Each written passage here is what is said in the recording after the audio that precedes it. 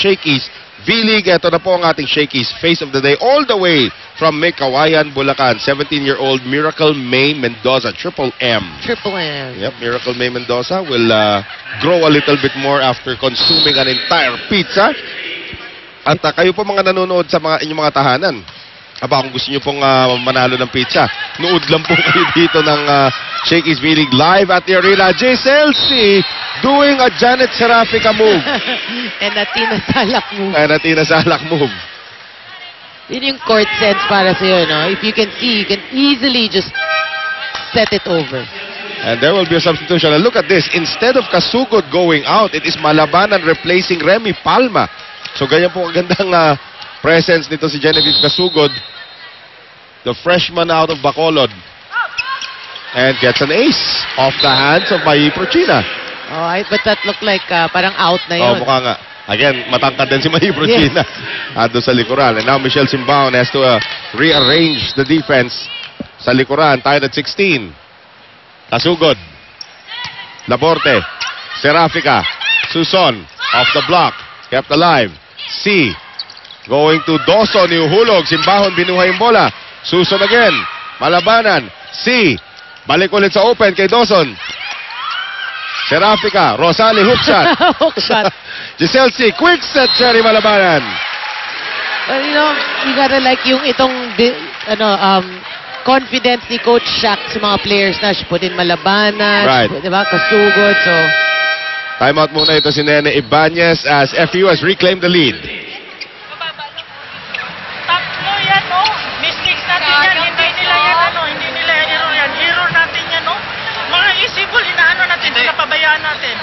Ha? Mataas yung bola. Okay, okay. Okay, po. Pagpabayaan yung bola.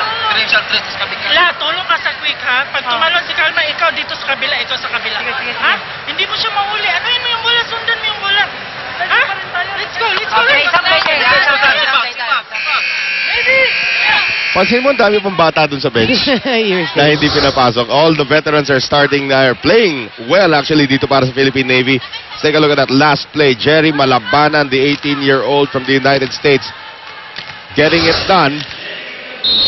So yung mga youngsters, ginagamit dito ni Coach Shaq. And again, I have to credit Giselle C. for the excellent setting job na ginagawa niya rito so far. And no third ball as Rosales' shot is too near the net. So 2-point lead ngayon for FEU. And here in this second set, alam mo, ang FEU, although they're leading, but when you look at the unforced errors, 7 sila compared to 1 for Navy. And 2-point lead lang yan. Can you imagine? Dapat medyo patapos na tong match na to. Facing set, yes. Giselle C. Dawson, ayan na naman. Nahanap yung butas. So, ngayon si Simbaon ni Shara. Okay, ito na yung fan favorite natin. Papasok ko the first time si Pinky Fajardo. Replacing Mai Prochina. So, daming fans talaga nito. Pinky Fajardo. Let's see the... it's like putting in an extra libero. Yeah. Actually. She's a thin. Yan na naman yung grupo mo. Yes. Rosale, who has been quiet here in the second set. Giselle C. Dawson. Out. Well, another error there para sa FEU. At hindi talaga makalago itong kupunan ng FEU. Nakadikit pa rin sa kanilang Lady Sailors. This time, former Lady Warrior, Kite Rosale. They put it in play. O, tatlo na sila ni Serafica at saka ni Fajardo, pareho hairstyle. Si Malabanan, late si Simbahon. Well, itong FEU doing a good job ngayon dito sa second set, keeping that lead. Alam mo, when itong si Simbahon was still playing for USJR, tapang yan eh. Ang dami nagsasabi, she's the female version of Jimmy Alapag. May hawig naman kasi. Oo nga, no? Diba? 2017. Maya na, Mikmik. Off the net. Agno barely gets it across. Serafica, Mikmik. Alam niya kutay-kutay pa depensa doon ng FEU. Very smart ni Mikmik Laborde. Talagang hiningi niya yung bola eh. Sabi niya kay Janet, bilis. Pwede pa yan. Beach volleyball nga naman. Yung training nito si Mikmik. No, tsaka smart talaga. Kita nga niya na magulo pa yung depensa eh. Suson, nice serve. Way out of position that time itong si Bagang at sinubukan niyang umadlip, does not work. So isa na lang po ang abante rito ng FEU. If it's Fun Family Pizza, it's gotta be Shakey's. Eileen Suson has been contributing very well para sa Philippine Navy sa laban na ito. Actually, no? Maganda nilalaro na. Nice sharp serve again. Here's Giselle C. And there's Dawson. And a dig there by Fajardo. Every positive thing that Pinky Fajardo does may applause. Simbahon, Serafica, Nene Ibanez. Yes! 2 for 2 para kay Nene Ibanez. Wow.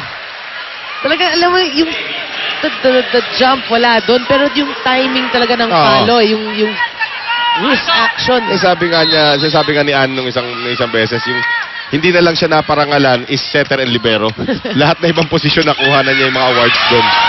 And Fajardo keeping it alive. Here's Mick. Does not reward Pinky Fajardo. Sorry, error there. So FEU up by 1. Again, habang nasa likuran si Fajardo, mahirap makapuntos dyan. Actually, no, yung digs niya, perfect to the center. Like having an extra libero actually. Simbahon, nahirapan that time. And a free ball given up by Mick. Chance now for FEU. Giselle C. down the middle, Simborio. Binuhay ni Simbahon. Suson, free ball from Laborte. Deja vu. And now they go to Jerry. Lifting violation against Jerry or double touch against Giselle. Yan ang rare. Oo. And now nalilipat sa harapan. You can hear now.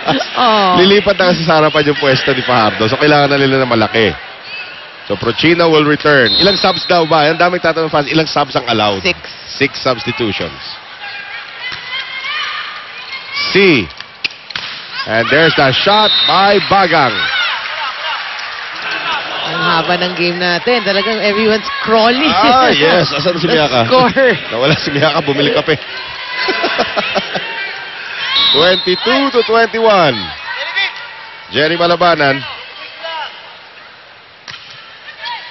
Simbahon. Serafica. Running attack from Mick. And again, Giselle C. just took her eye off the ball for a split second.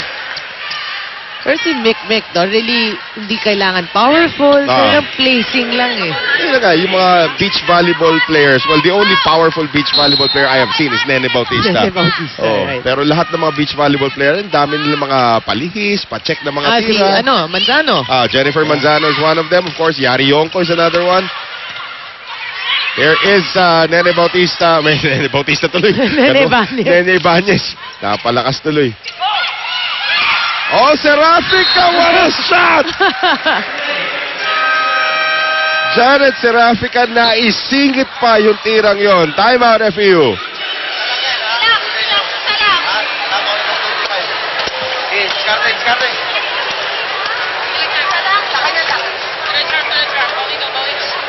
Tingnan niyo yung nangyari doon sa Ha? Kaya ko lang. Kapitan niyo lang. Pinona, single block ka. Dapat kaya mo padaanan yan. Pag-isipan mo kung padaanan yan. Na-practice mo naman yan. Sagot dyan, Coach Shaq, cut shot. Hindi pa natin nakikita galing kay Bagang yon. Pero again, tignan natin yung huling play natin dito. Tignan mo yung paningit na ginawa rito. Sadya talaga eh. No? Bentang-benta panikite. Bentang-benta panikite na, nalusutan natin yun Mick ngayon to serve. Laborte protecting a 1-point lead for the Philippine Navy. Here's C. And there's Kasugod. Out of position, Prochina that time. Simborio ngayon. Going over to Bagang. Dug up by Nene Ibanez. Prochina! You gotta love it. That credit have that point to Nene Ibanez who moved heaven and earth just to get to that dig. Tama na rin. Ay, wala na nga ako sinasabing negative Heaven and earth. No, double set point for Navy. Naisip ko yung Alaskahan ni Nene tsaka ni Mai Meron pa kanina Alaskahan, Nene Ibanez and Coach Kid Santos nandito. Simbahon was not able to get there. So buhay pa po ang FEU on that shot by Bagang. And now Bagang has to serve to keep them in the set. FEU needs 3 points to win this set. Navy just needs 1. At least it's the second time you're saying set point, Navy. Oo, yun na nga eh. Bagang. Simbao, nice reception. They go to Mai Prochina, and Mai Prochina delivers again. Oh, you gotta love it. Especially yung fans natin, nakilala sila as during the Philippine Team Days. Right. So Prochina puts it away. Navy has taken the first 2 sets, 25-23 dito po sa ating labanan. Tignan po natin itong ating shaking play. Shades of the 90s. Nothing great. Yes. Ako po si Remy Palma at ako naman po si Bernal Sport ng FEU Lady Tamaraw at kayo'y nanonood ng Shake It Philly Open Conference.